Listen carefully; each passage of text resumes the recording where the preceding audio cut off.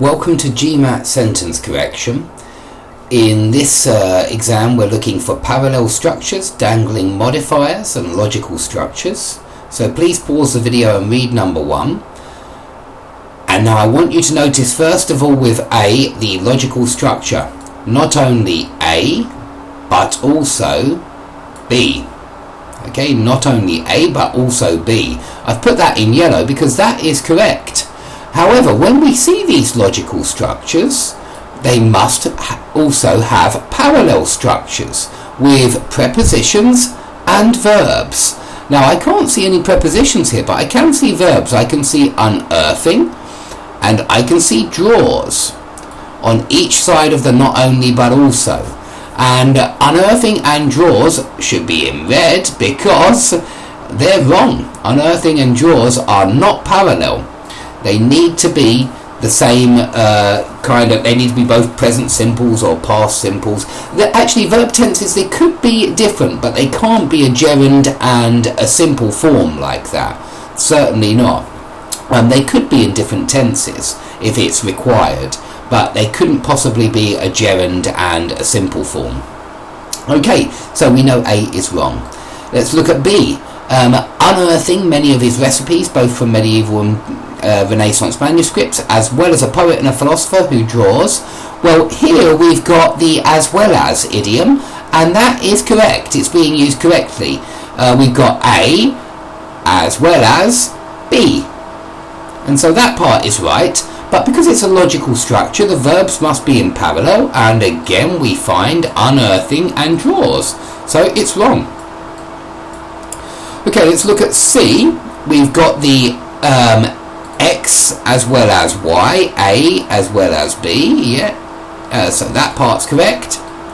And we've got, this time, we've got unearths and we've got draws. So these are correct here. We've got the correct answer in C. We've got the parallel verbs and we've got good logical structure. In D, we don't have a logical structure because we've got but also, but we don't have not only. We've got a but also, but we don't have a not only over here. It's missing over here, so that's wrong.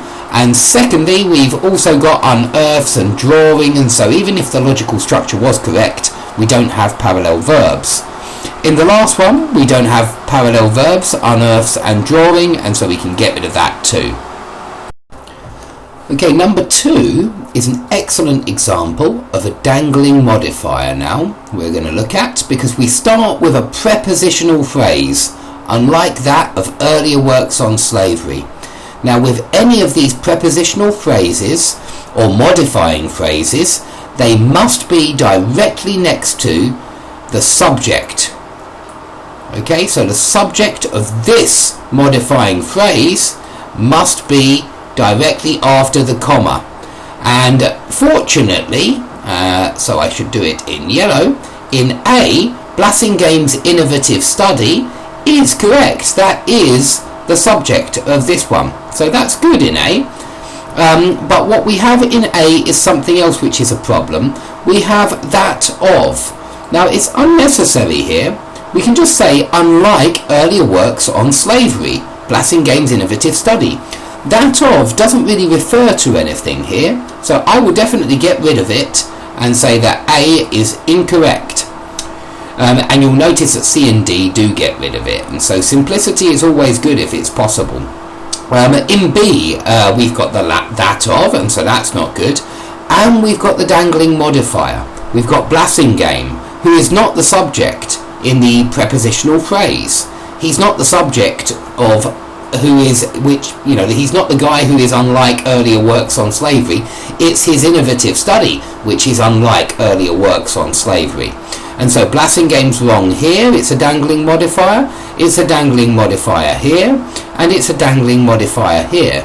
But it's not a dangling modifier in D because we've got Blassingame's innovative study again as the subject. And we've got rid of that of, and so D must be correct. Okay, let's take a look at number 3. Now we can see in number 3 a not, and we can see a but, But we've also got a by here, not motivated by A, but by B. And that's why this one is most certainly wrong.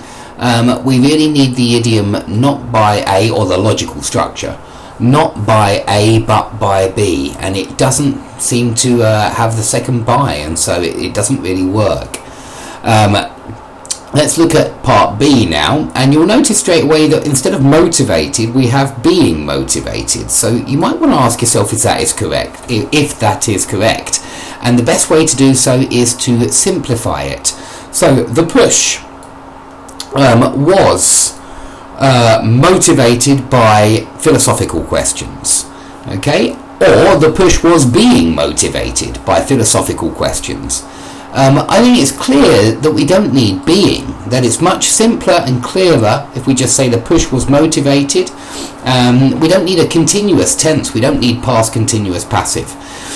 So yeah, the push was motivated by practical matters.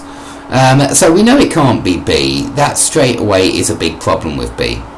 If we look at C, we've got a not by, and here I'm going to use a yellow because it gets better here. We've got a lovely not by A, but by B. So this one works, not by A, and it's nice and clear. There's not a big space between the not and the by like here, which looks a little bit awkward, especially with a comma in between them as well. They're in different clauses. So it's much better in C, not by A, but by B. However, we've got a different problem in C. What we have is like plus a clause, and even though we do say like and a clause really quite often, unfortunately in GMAT it's not acceptable. You really should use as plus a clause. So C is incorrect. Let's come on to D. Now D, I didn't really like D mainly because of how it was split up with commas. It says in the 16th century the push was motivated by practical matters of navigation, not complicated philosophical questions, which was the case more recently. Now it seemed to me that this sounded like it was referring to here. It was modifying an earlier phrase and not the relative clause in the middle, because this sounded to me like it was a non-defining relative clause. It was a kind of non-essential information, extra information clause, and because of that this would join on to this one, and that doesn't make sense, and so I didn't like D either. It also doesn't have the motivated by, if you look at the idiom it says motivated by A, not B, which is incorrect. It would be motivated by A, not by B. So that's another reason why it would be incorrect. Please keep an eye on those idioms as well. Motivated by A, but not by is missing again.